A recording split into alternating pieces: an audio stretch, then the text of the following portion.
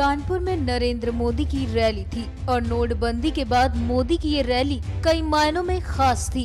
एक तो विपक्ष के द्वारा बार बार नोटबंदी पर सवाल उठाने वाले विपक्ष को जवाब देना था, तो वहीं संसद को न चलने देने के लिए भी दुत्कारना था। मोदी ने कांग्रेस को जमकर सुनाया। एक तरफ हम देश को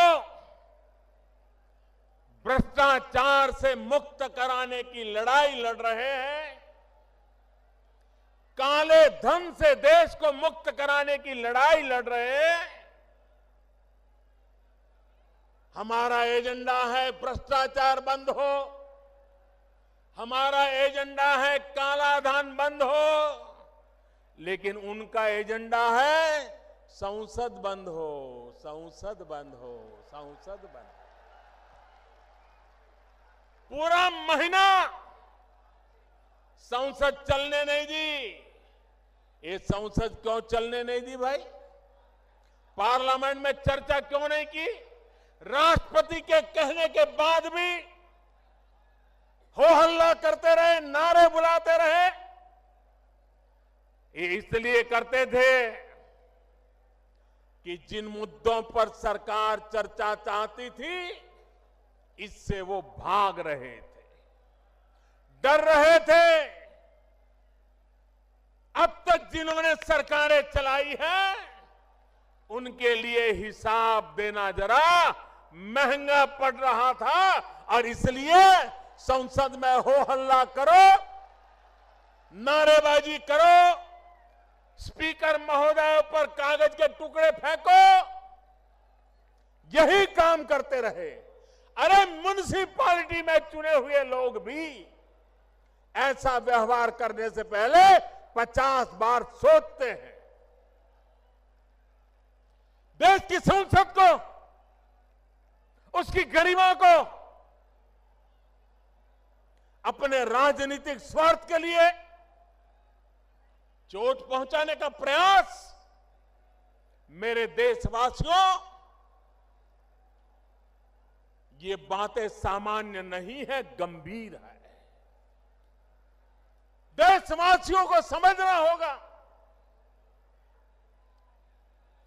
संसद पहले भी रुकती थी, संसद में पहले भी रुकावटें आती थी, लेकिन तब रुकावटें आती थी क्योंकि विरोधी दल मिलकर के बेईमानों के खिलाफ लड़ाई लड़ना चाहते थे, घोटालों को उजागर करना चाहते थे, घोटालेबाजों को सजा मिले इसकी मांग कर रहे थे और इसलिए कभी कभी संसद में व्यवधान आते थे।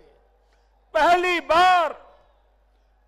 बार देश में ऐसा हुआ कि बेईमानों की मदद करने के लिए कुछ लोग संसद में नारे बोल रहे थे। सरकार बेईमानों को ठिकाने लगाने में लगी थी, विरोधी दल बेईमानों को बचाने के लिए एकजुट हो रहे थे। देश आज दो हिस्सों में बटा हुआ है। एक तरफ मुट्ठी भर वो नेता है जो काले धन को, भ्रष्टाचार को, बेईमानी को बचाने में लगे हुए हैं और दूसरी तरफ पूरा हिंदुस्तान है जो ईमानदारी के रास्ते पर चलने के लिए कुछ भी सहने को तैयार है।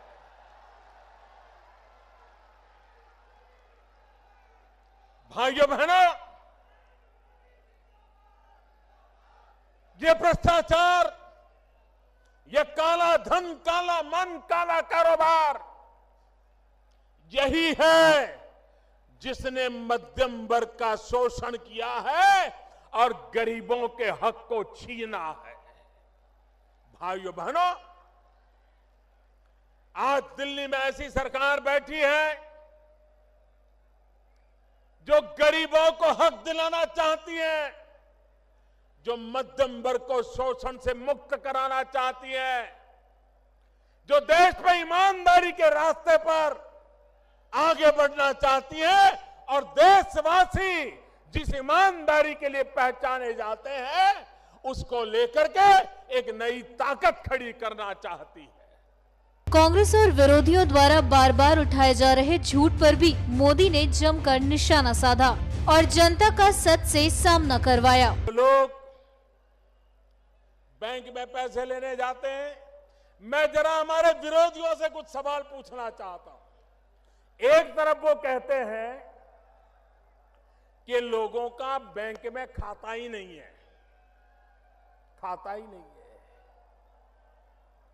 दूसरी तरफ कहते हैं कि लोग बैंक में पैसे लेने, गरीब आदमी जाता है उसको पैसा नहीं मिलता है। भाई एक चीज तो सच बताओ, एक तरफ कहते हो गरीब का खाता नहीं, दूसरी तरफ कहते हो गरीब पैसे लेने जाता है मिलता नहीं। जनता को गुमराह करने के लिए झूठ क्यों बोलते हो? ये लोग, जब मैं कहता हूं digital, online, less cash, need based cash, भाइयों बहनों, एक जमाना था बड़ा चांदी का रुपया होता था तभी बाजार में चलता था। बदलते बदलते बदलते कागज की नोट तक रुपया आ गया। भाइयों बहनों, अब तो वक्त वो आया है कि हाथ लगाए बिना भी मोबाइल फोन से रुपयों का कारोबार किया जा सकता है। आपकी मोबाइल फोन ही आपकी बैंक बन जाती है।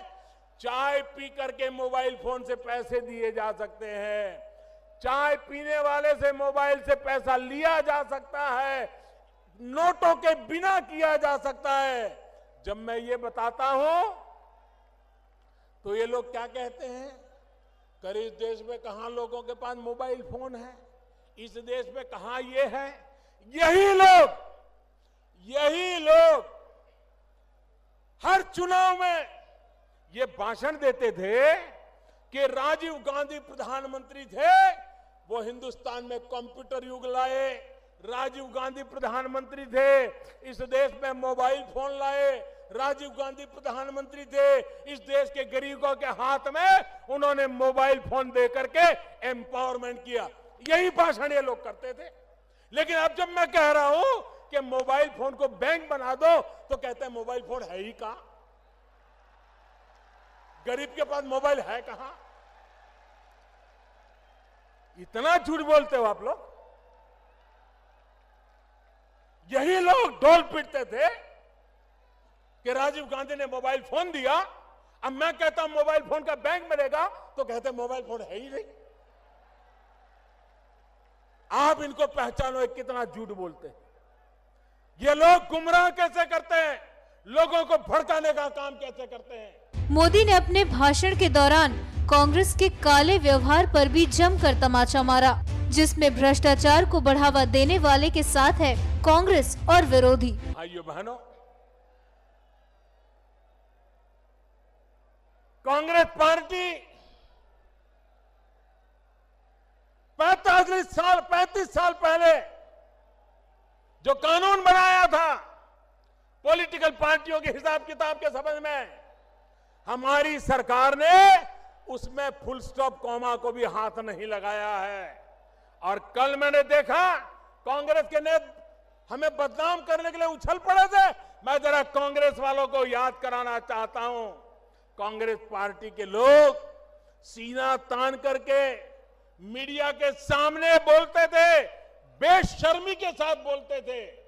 जब सीताराम केसरी कांग्रेस पार्टी के कोषाध्यक्ष हुआ करते थे, परमानेंट कोषाध्यक्ष थे, और सीताराम केसरी कैसे कोषाध्यक्ष थे तो खुद कांग्रेस के लोग बोलते थे, न खाता न वही, जो केसरी कहे वो ही सही।